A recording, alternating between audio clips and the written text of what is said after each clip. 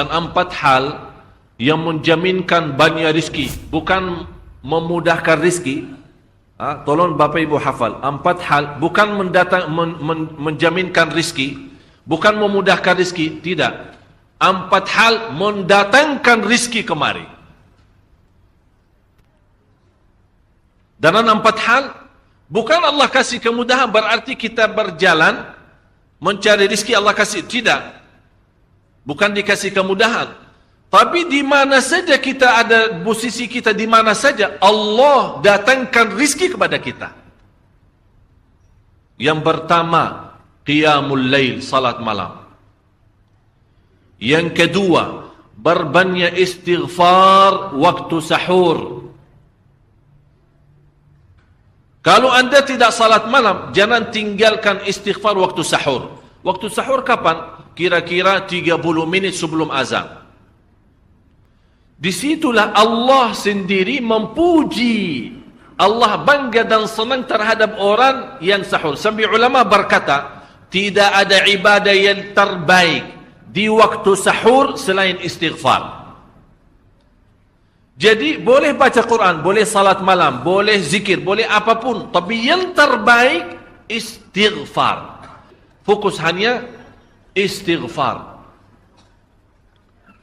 Astaghfirullah wa atubu ilaih, termasuk istighfar Allahumma anta rabbi la ilaha illa ant, yang Bapak Ibu tahu sayyidul istighfar, yang terutama, yang paling luar biasa. Allahumma anta rabbi la ilaha illa anta khalaqtani wa ana abduka wa ana ala ahdika wa wa'dika mastata'at a'udzu bika min syarri ma sana'at abu'u laka bi ni'matika alayya wa abu'u bi dhanbi faghfirli fa innahu la yaghfiru adh-dhunuba. Ya Allah, kalau kita fahami doa ini luar biasa. Oleh karena itu kata Rasulullah, barang siapa yang membaca sayyidul istighfar, kemudian di malam hari dengan keyakinan dia meninggal habis baca istighfar, masuk surga. Masuk surga. Berarti ini salah satu doa yang menjaminkan dengan mudah masuk surga. Jadi 4 hal yang mendatangkan rizki, bukan kita mencarinya, dia yang datang kemari. Apalagi saat mencari lebih mudah. Qiyamul lail, salat malam. Tapi dalam bahasa, mohon maaf Bapak Ibu, dalam bahasa Arab disebut qiyamul lail. Bukan salat, tapi kalau diterjemahkan dalam bahasa kita salat. Tapi kenapa di situ qiyamul lail? Diberikan qiyamul lail, qiyam artinya berdiri. Berarti lama, saking lama berdiri dikaitkan jadi qiyamul lail.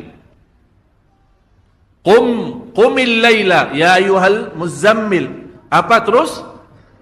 Qumil lail, berdirilah saat malam. Berdirilah, bukan salatlah malam, tidak. Berdirilah malam hari. Itu dahsyatnya di situ berdiri. Qiyamul lail. Yang kedua, berbanyak istighfar. Yang ketiga, berbanyak sedekah.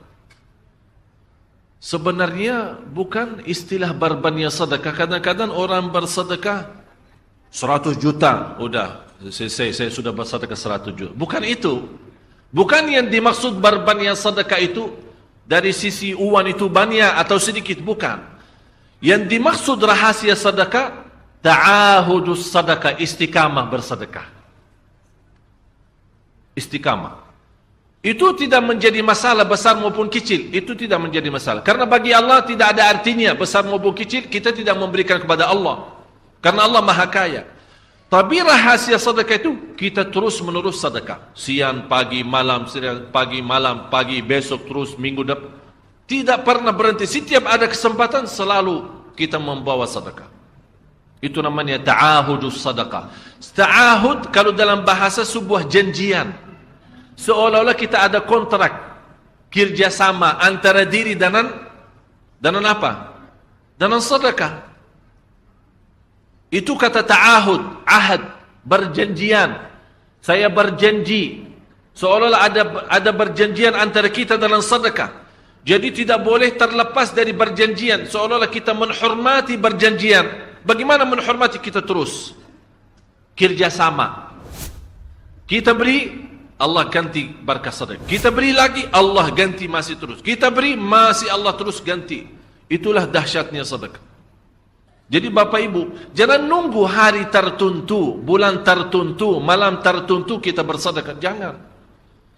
Setiap kita merasa ada berita baik, ada berita maupun ada berita buruk yang menyakiti perasaan kita, di rumah tangga kita, anak kita, suami kita, istri kita, apapun, langsung segera sedekah.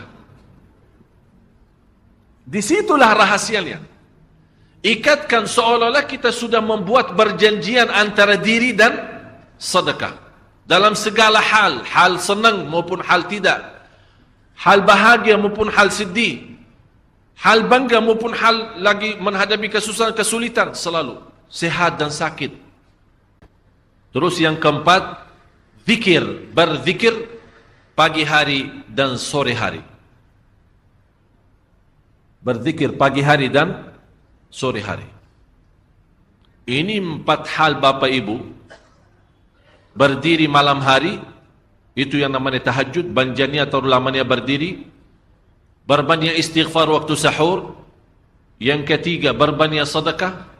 Sudah Bapak Ibu mengerti, jadi istilah berbanyak sedekah bukan artinya harus banyak dari jumlah hitungannya, tidak. Yang keempat adalah berzikir di pagi hari maupun petang hari. Amman huwa qanitun ana al-laili sajidan wa qa'ima. Sajidan wa qa'ima. Jadi Bapak Ibu, saat kita berdiri lama, walaupun baca satu ayat, diulangi berkali-kali. Walaupun baca surah pendek, tapi diulangi berkali-kali, tidak menjadi masalah. Bapak Ibu hanya hafal qulhu. Qulhu dibaca 3 kali, pahalanya seperti baca Al-Quran, 30 juz. Ada seorang salih, menajak kawannya, sudah mendekati subuh, ayo bangun, salat malam, dan baca sepertiga Al-Quran. Langsung orang itu menjawab, bagaimana saya baca, sebentar lagi mau azan. Bacalah Qul huwallahu ahad. Salat malam dan Qul huwallahu ahad. Jadi Bapak Ibu, yang saya harap, jangan susah fikir, ya Allah saya mau baca apaan. Tak usah susah fikir. Baca dan nikmati, yang penting nikmati bacaan. Walaupun Qul huwallahu ahad setiap hari. Kalau kita pusing baca, Allah tidak akan pusing mendengar. Malah Allah paling senang mendengar bisikan bacaan dan bisikan doa kita malam hari. Allah paling senang mendengar bisikan doa munajat kita malam hari.